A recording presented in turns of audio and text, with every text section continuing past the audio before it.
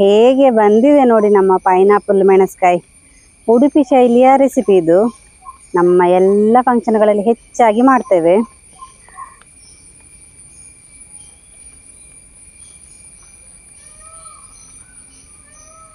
Friends ನೋಡಿ, pineapple ನೋಡಿ ಅದು ಎಷ್ಟು ದೊಡ್ಡದಿದೆ ನೋಡಿ. ಹದ ಹಣ್ಣಾಗಿದೆ.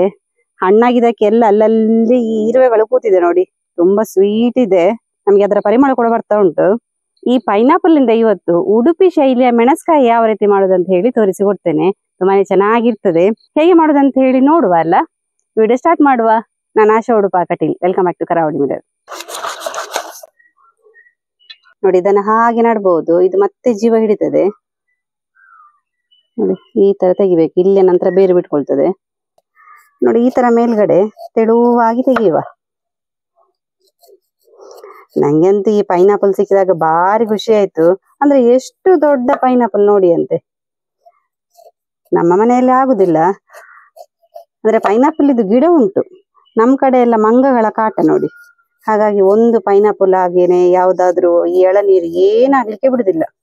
ಅಂದ್ರೆ ನಮ್ ಕಡೆ ಈ ತೆಂಗಿನ ಮರ, ಹೀಗಿನ ಪೈನಾಪಲ್ ಇದು ಗಿಡ ಅದೆಲ್ಲ ಉಂಟಷ್ಟೇ ಹೆಸರಿಗೆ, ಏನಾದ್ರೂ ಕೂಡ ಮಂಗಗಳಿಗೆ. ಹಾಗೆ ಇದನ್ನ ನನ್ನ ಅತ್ತೆ ಮನೆಯಿಂದ ನಾನು ತಗೊಂಡು ಬಂದಿದ್ದು.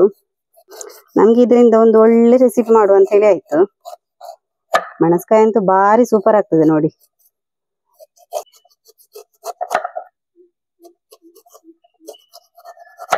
ನೋಡಿ, ಮುಳ್ಳನ್ನ ಈ ತರ ಸೈಡ್ ಸೈಡ್ ಮಾಡಿ ತೆಗೆಯುವ. ನಮ್ಮ ಮೆಣಸ್ಕಾಯಲ್ಲಿ ಮುಳ್ಳು ಸಿಕ್ಕಿದ್ರೆ ಒಳ್ಳೇದಾಗುದಿಲ್ಲ. ಹಾಗಾಗಿ ಎಷ್ಟು ತೆಳ್ಳಗೆ ತೆಗಿಲಿಕ್ಕೆ ಬರ್ತದೋ ಅಷ್ಟು ತೆಳ್ಳಗಾಗಿ ಮುಳ್ಳನ್ನು ತೆಗೆಯುವ.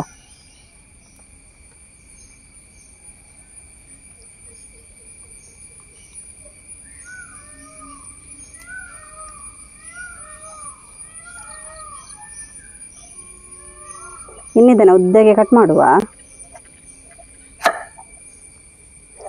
ಇದ್ರ ಮಧ್ಯದಲ್ಲಿ ಗುಂಜಿರ್ತದೆ, ಅದನ್ನ ಕಟ್ ಮಾಡುವ.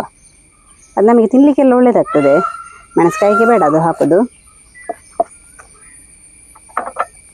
ನೋಡಿ, ಈ ತರ ಗುಂಜಿ ಸಿಕ್ಕಿತು. ಅದನ್ನ ಈ ತರ ಕಟ್ ಮಾಡಿ ಸೈಡಿಗೆ ಇಡುವ. ಇದನ್ನ ಈ ತರ ಉದ್ದಗೆ ಕಟ್ ಮಾಡುವ. ಉದ್ದಕ್ಕೆ ಚಿಕ್ಕದಾಗಿ ಕಟ್ ಮಾಡಿಕೊಳ್ಳುವ. ನೋಡಿ, ಈ ತರ ಕಟ್ ಮಾಡಿಕೊಳ್ಳುವ. ಮೆಣಸ್ಕಾಯಿಗೆ ಫಸ್ಟಿಗೆ ನಾವು ಎಳ್ಳನ್ನ ಚೆನ್ನಾಗಿ ಹುರಿಯುವ. 3 ಸ್ಪೂನ್ ಆಗುವಷ್ಟು ಬಿಳಿ ಎಳ್ಳನ್ನ ತಗೊಂಡಿದ್ದೇನೆ ನೋಡಿ. ಡ್ರೈ ಆಗಿ ಹುರಿಯುವ. ಸ್ವಲ್ಪ ಚಿಟಪಟ ಸಿಡಿದ್ರೆ ಸಾಕು. ಮೆಣಸ್ಕಾಯಿಗೆ ಬಿಳಿ ಎಳ್ಳನ್ನ ಕೂಡ ಹಾಕೋಬಹುದು, ಕಪ್ಪು ಎಳ್ಳನ್ನು ಕೂಡ ಬೇಕಾದ್ರೂ ಹಾಕೋಬಹುದು. ಸ್ವಲ್ಪ ಸಿಡಿಲಿ ನೋಡಿ. ಇಷ್ಟ ಆದ್ರೆ ಸಾಕು.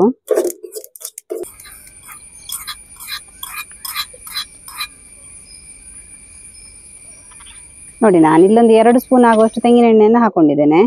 ಒಂದು 2 ಸ್ಪೂನ್ ಆಗುವಷ್ಟು ಕಡಲೆಬೇಳೆಯನ್ನು ಕೂಡ ಹಾಕೊಳ್ಳುವ. ಸ್ವಲ್ಪ ಕೆಂಪಗಾಗೋ ತನಕ ಹುರಿಯುವ.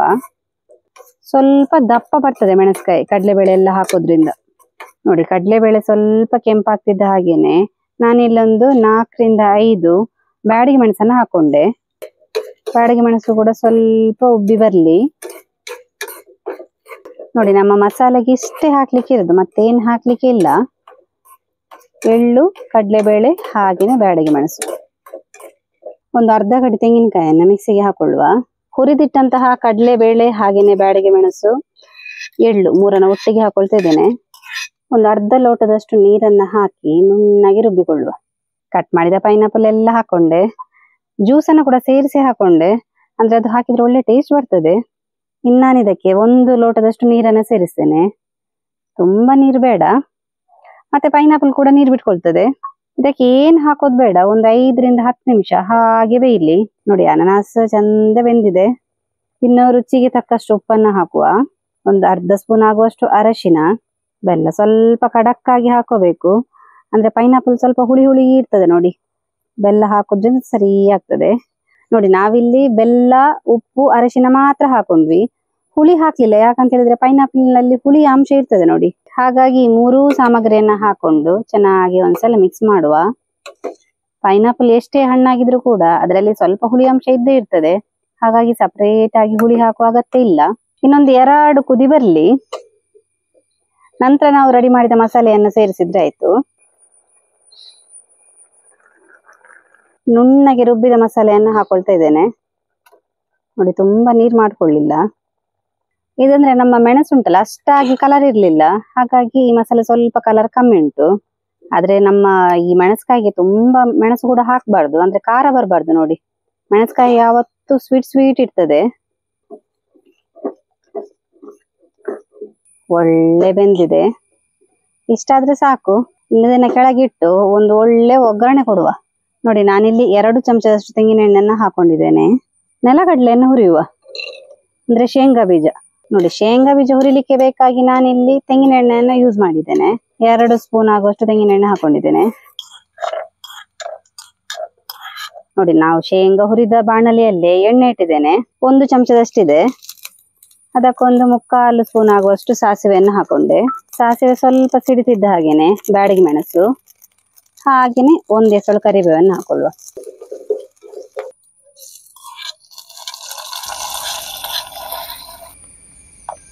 ಲಾಸ್ಟಿಗೆ ಕಡಲೆಯನ್ನು ಹಾಕೊಳ್ಳುವ. ಹೇಗೆ ಬಂದಿದೆ ನೋಡಿ ನಮ್ಮ ಪೈನಾಪಲ್ ಮೆಣಸ್ಕಾಯಿ. ಉಡುಪಿ ಶೈಲಿಯ ರೆಸಿಪಿ ಇದು. ನಮ್ಮ ಎಲ್ಲ ಫಂಕ್ಷನ್ಗಳಲ್ಲಿ ಹೆಚ್ಚಾಗಿ ಮಾಡ್ತೇವೆ. ನೀವು ಕೂಡ ಈ ರೆಸಿಪಿ ಇಷ್ಟ ಆದರೆ ತಪ್ಪದೆ ಮನೆಯಲ್ಲಿ ಟ್ರೈ ಮಾಡಿ. ನಾವು ಈ ಥರ ಇಂಟ್ರೆಸ್ಟಿಂಗ್ ವಿಡಿಯೋದೊಂದಿಗೆ ಮುಂದೆ ಸಿಗ್ತಾ ಇರ್ತೇವೆ. Thank you.